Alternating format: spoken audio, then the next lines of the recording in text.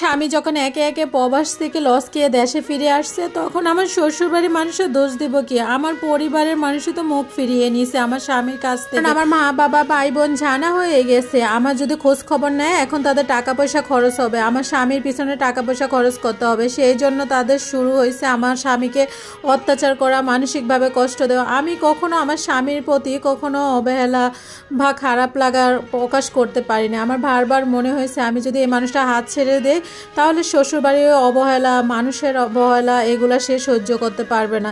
তার জন্য আমার ভালোবাসা দিয়ে ওকে আমি আগলে রাখছি। আমার 2 বছরের একটা বাচ্চা ছিল। আমি খুব কাছ থেকে আমার শ্বশুরবাড়ি বা বাবা বা ভাই বোন সবাই অবহেলা দেখা শুরু করছি।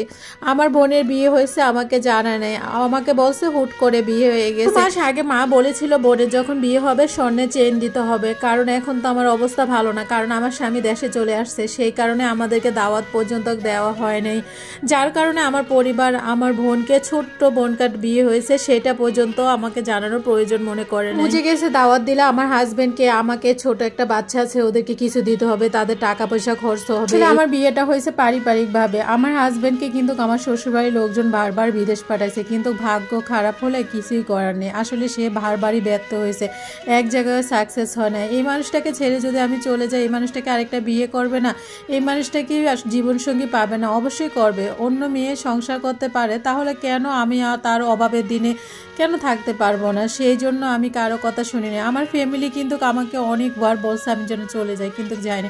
আমার শ্বশুর শাশুড়ি সবসময় কঠোর কথা বলে, তারপরও আমি কখনো যাই না। ছোট লোকের মেয়ে, আমি ছোট লোক বংশ, অনেক জাত খারাপ, এইগুলা সবসময় বলে। আসলে আমার পরিবার কখনো এসে দাঁড়ায় নাই, এই জন্য আমার শ্বশুর শাশুড়ি সবসময় আমাকে খারাপ কথা বলতে ছাড়ে নাই। ওনারাও আশা করছে যে হয়তো বা এই দুঃখের দিনে আমার ভাই বোন সবাই কাছে থাকবে, কিন্তু না, কেউ করে না। আমার ছোট ভাইয়ের বিয়ে, তারপরে আমার হাজব্যান্ড, আমরা সবাই যাই, কিন্তু আমার হাজব্যান্ডকে দিয়ে আমার মা প্রচুর পরিমাণ কাজ করায়। একভাবে আমাদেরকে অপমান করা হয়। যখন বোনের বিয়ে হয়েছে তখন তো দাওয়াত দেওয়াই হয় না, আর ভাইয়ের বিয়েতে এত অপমান করে আসলে কি বলবো, বলার কোনো ভাষা নেই। আমার মা আমাদেরকে এত ঘৃণা করে, কিছুই করে না। আমার স্বামীর সামর্থ্য অনুযায়ী আমার সম্মান আছে, এটাই মেনে নেওয়া উচিত।